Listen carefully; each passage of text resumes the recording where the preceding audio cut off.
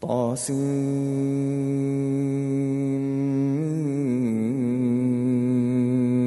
تلك آيات الكتاب المبين نتلو عليك من نبأ موسى وفرعون بالحق لقوم يؤمنون. إن فرعون علا في الأرض وجعل أهلها شيعا يستضعف طائفة منهم يذبح أبناءهم ويستحيي نساءهم إنه كان من المفسدين. ونريد أن نمن على الذين استضعفوا في الأرض ونجعلهم أئمة ونجعلهم الوارثين. ونمكن لهم في الأرض ونري فرعون وهامان وجنودهما منهم ما كانوا يحذرون. وأوحينا إلى أم موسى أن أرضعيه فإذا خفت عليه فألقيه في اليم ولا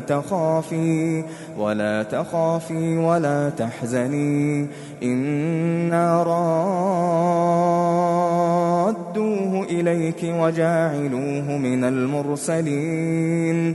فالتقطه آل فرعون ليكون لهم عدوا وحزنا إن فرعون وهامان وجنودهما كانوا خاطئين.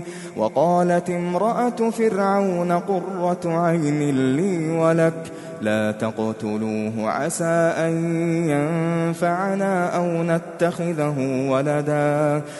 نتخذه ولدا وهم لا يشعرون. وأصبح فؤاد أم موسى فارغا إن كادت لتبدي به لولا أن ربطنا على قلبها لتكون من المؤمنين. وقالت لأخته قصيه فبصرت به عن جنب وهم لا يشعرون. وحرمنا عليه المراضع من قبل فقالت هل أدلكم على أهل بيت يكفلونه لكم وهم له ناصحون. فرددناه إلى أمه كي تقر عينها ولا تحزن ولتعلم أن وعد الله حق ولكن أكثرهم لا يعلمون. ولما بلغ أشده واستوى آتيناه حكما وعلما وكذلك نجزي المحسنين. ودخل المدينة على حين غفلة من أهلها فوجد فيها رجلين يقتتلان هذا من شيعته وهذا من عدوه فاستغاثه الذي من شيعته على الذي من عدوه فوكزه موسى فقضى عليه. قال هذا من عمل الشيطان إنه عدو مضل مبين. قال رب إني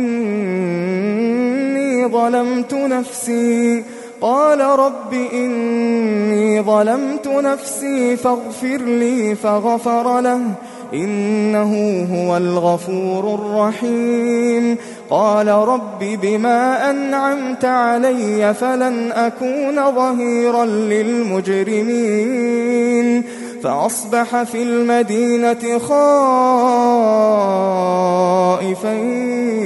يترقب فإذا الذي استنصره بالأمس يستصرخه قال له موسى إنك لغوي مبين.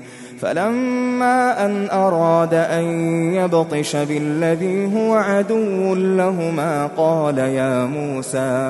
قال يا موسى أتريد أن تقتلني كما قتلت نفسا بالأمس إن تريد إلا أن تكون جبارا في الأرض وما تريد أن تكون من المصلحين. وجاء رجل من أقصى المدينة يسعى قال يا موسى إن الملأ يأتمرون بك ليقتلوك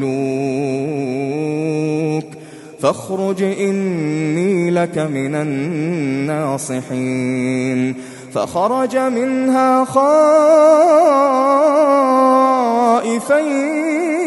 يترقب قال رب نجني من القوم الظالمين. ولما توجه تلقاء مدين قال عسى ربي أن يهديني سواء السبيل.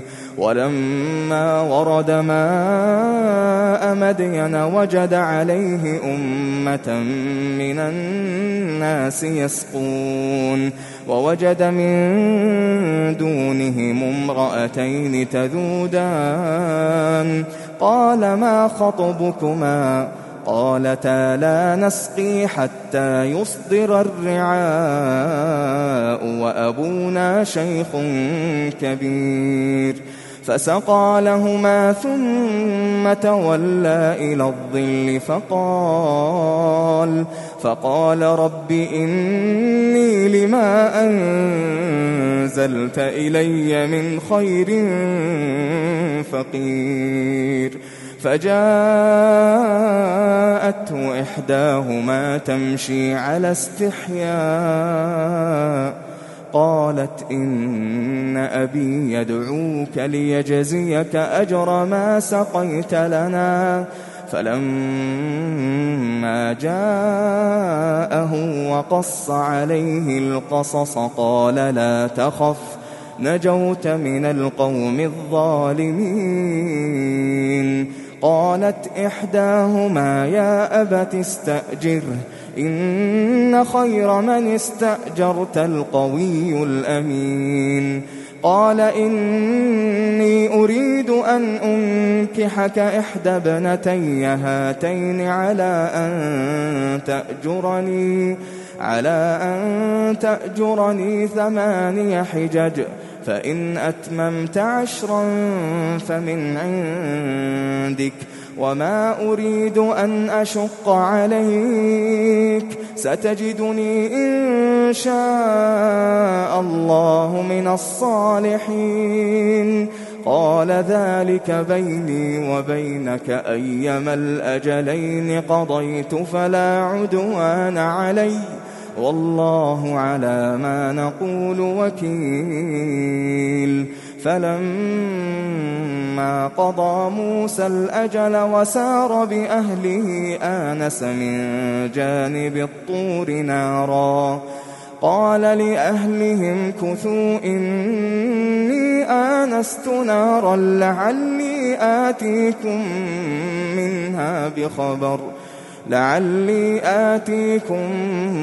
منها بخبر أو جذوة من النار لعلكم تصطلون.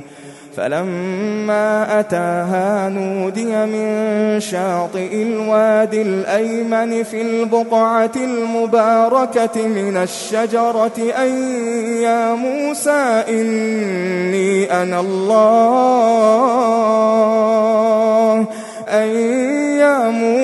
إني أنا الله رب العالمين وأن ألق عصاك. فلما رآها تهتز كأنها جان ولا مدبرا ولم يعقب يا موسى أقبل ولا تخف إنك من الآمنين أسلك يدك في جيبك تخرج بيضاء من غير سوء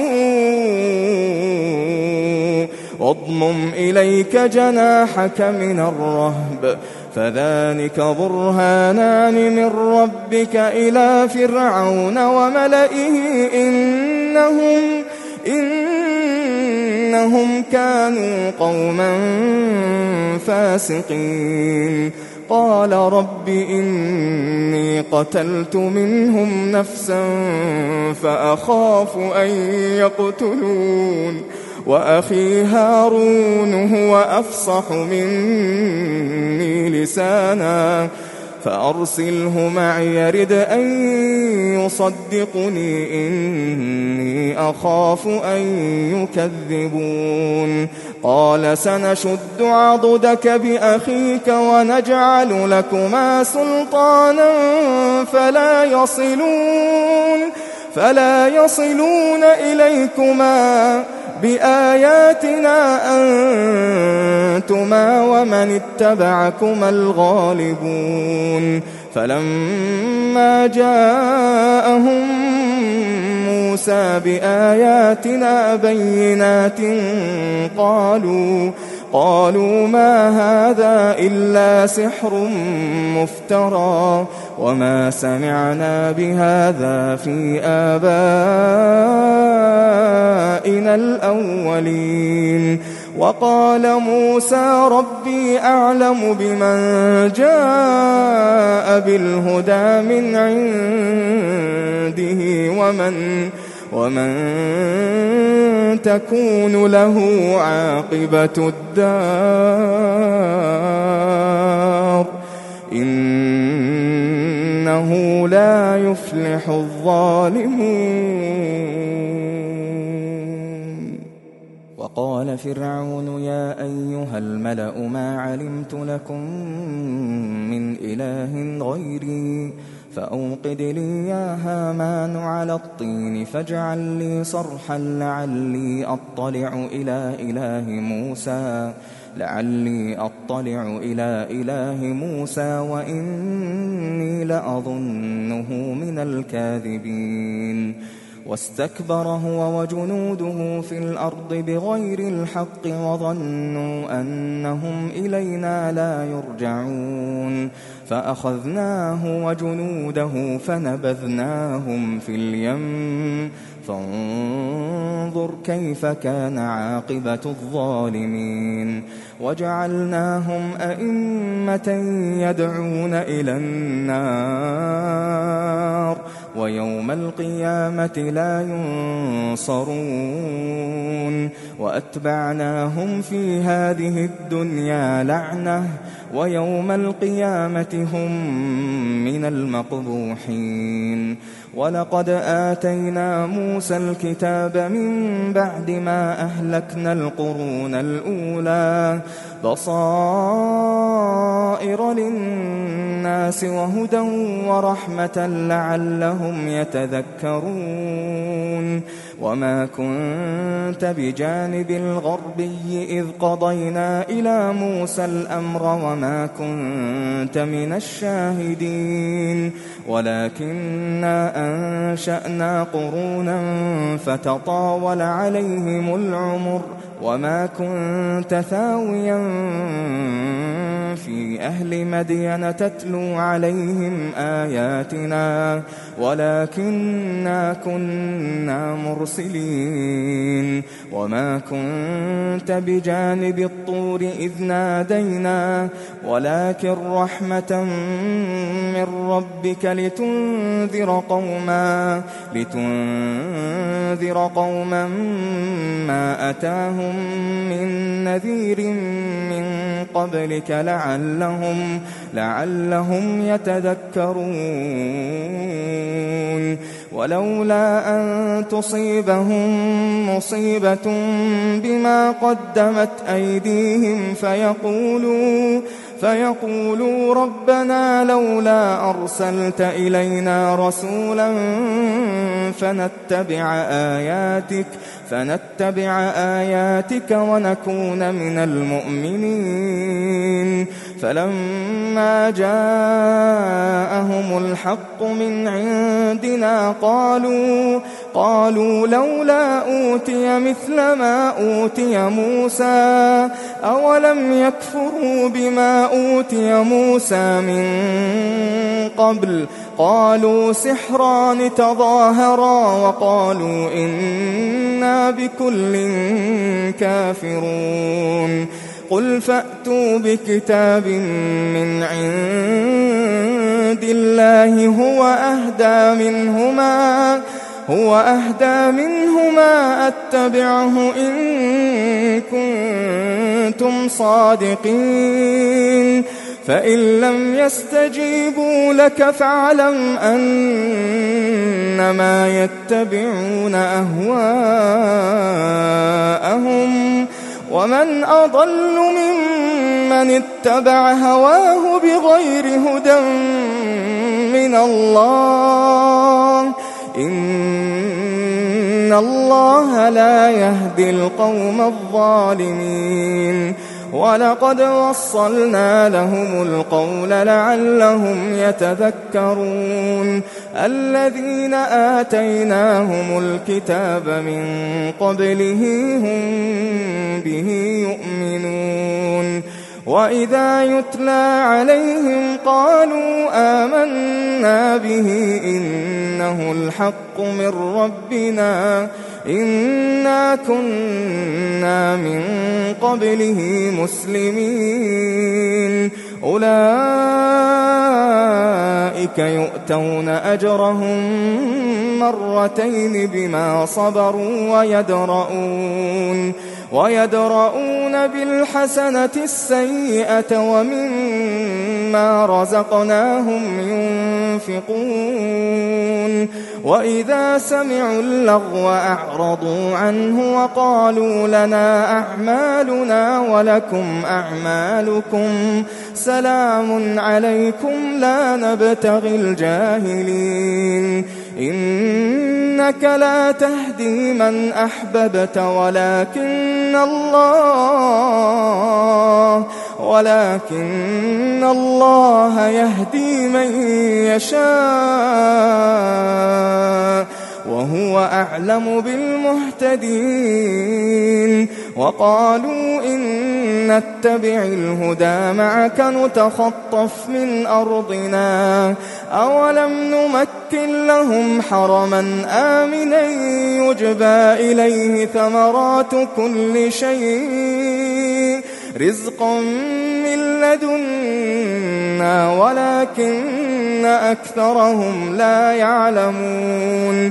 وكم أهلكنا من قرية بطرت معيشتها فتلك مساكنهم لم تسكن من بعدهم إلا قليلا وكنا نحن الوارثين. وما كان ربك مهلك القرى حتى يبعث في أمها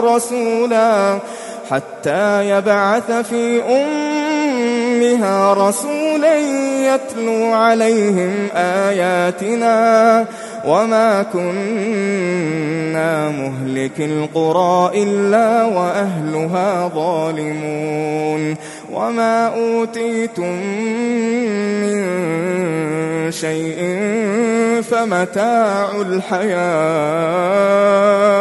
فمتاع الحياة الدنيا وزينتها وما عند الله خير وأبقى أفلا تعقلون.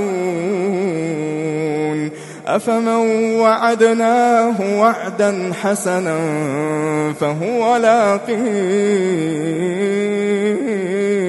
فهو لاقيه كمن متعناه متاع الحياة الدنيا ثم هو يوم القيامة من المحضرين.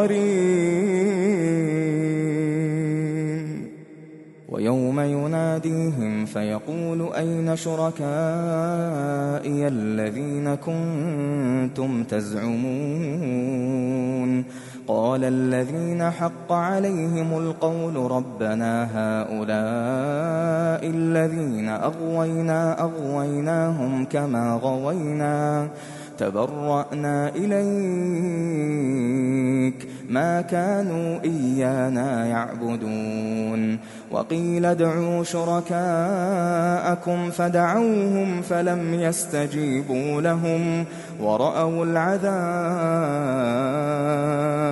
لو أنهم كانوا يهتدون ويوم يناديهم فيقول ماذا أجبتم المرسلين فعميت عليهم الأنباء يومئذ فهم لا يتساءلون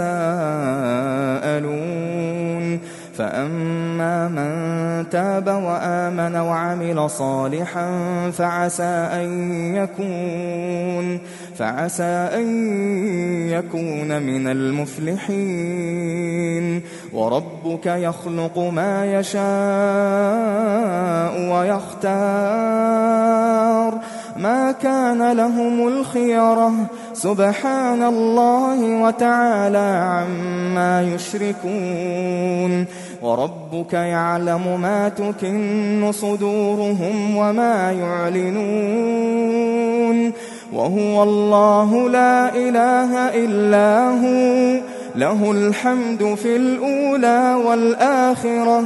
له الحمد في الأولى والآخرة وله الحكم وإليه ترجعون قل أرأيتم إن جعل الله عليكم الليل سرمدا إلى يوم القيامة من إله غير الله يأتيكم بضياء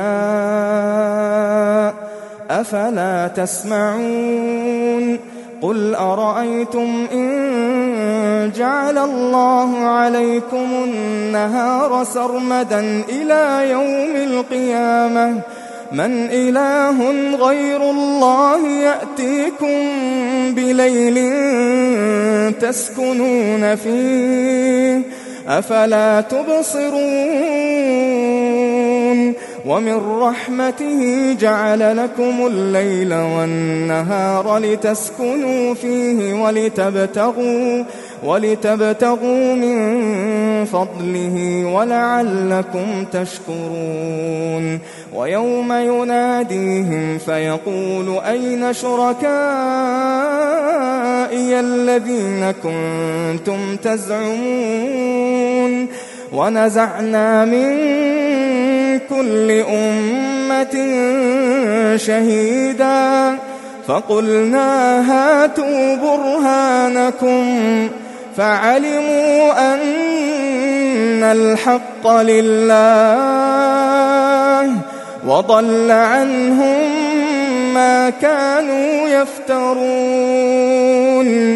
إن قارون كان من قوم موسى فبغى عليهم وآتيناه من الكنوز ما إن مفاتحه لتنوء بالعصبة أولي القوة إذ قال له قومه لا تفرح إن الله لا يحب الفرحين وابتغ فيما آتاك الله الدار الآخرة ولا تنس نصيبك من الدنيا وأحسن كما أحسن الله إليك ولا تبغ الفساد في الأرض إن الله لا يحب المفسدين قال إنما أوتيته على علم عندي أولم يعلم أن الله قد أهلك من قبله من القرون قبله من القرون من هو أشد منه قوة وأكثر جمعا ولا يسأل عن ذنوبهم المجرمون. فخرج على قومه في زينته قال الذين يريدون الحياة الدنيا يا ليت لنا مثل ما أوتي قارون إنه لذو حظ عظيم. وقال الذين أوتوا العلم ويلكم ثواب الله خير لمن آمن وعمل صالحا ولا يلقاها إلا الصابرون. فخسفنا به وبداره الأرض فما كان له من فئة ينصرونه من دون الله وما كان من المنتصرين. وأصبح الذين تمنوا مكانه بالأمس يقولون ويك أن الله يبسط الرزق لمن يشاء من عباده ويقدر لولا أمن الله علينا لخسف بنا ويكأنه لا يفلح الكافرون. تلك الدار الآخرة نجعلها للذين لا يريدون علوا في الأرض ولا فسادا والعاقبة للمتقين. من جاء بالحسنة فله خير منها ومن جاء بالسيئة فلا يجزى الذين عملوا السيئات إلا ما كانوا يعملون. إن الذي فرض عليك القرآن لرادك إلى معاد قل ربي أعلم من جاء بالهدى ومن هو في ضلال مبين. وما كنت ترجو أن يلقى إليك الكتاب إلا رحمة من ربك فلا تكونن ظهيرا للكافرين. ولا يصدنك عن آيات الله بعد إذ أنزلت إليك وادع إلى ربك ولا تكونن من المشركين. ولا تدع مع الله إلها آخر لا إله إلا هو كل شيء هالك إلا